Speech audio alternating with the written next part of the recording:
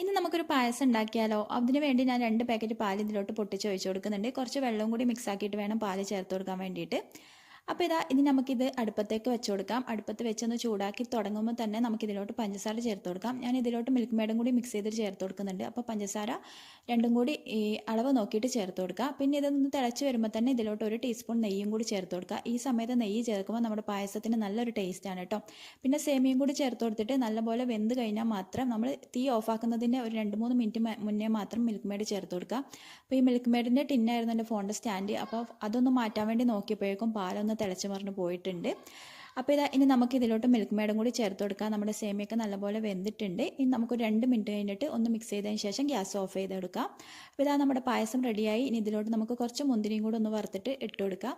അപ്പോൾ എല്ലാവരും ട്രൈ ചെയ്ത് നോക്കുക. ഇതുപോലെ ട്രൈ ചെയ്യാത്തവരുണ്ടെങ്കിൽ ഒന്ന് ട്രൈ ചെയ്ത് നോക്കിയിട്ട് ഫീഡ്ബാക്ക് അറിയിക്കുക. വീഡിയോ ഇഷ്ടപ്പെട്ടാൽ ലൈക്ക് ചെയ്യുക, ഷെയർ ചെയ്യുക, സബ്സ്ക്രൈബ് ചെയ്യുക.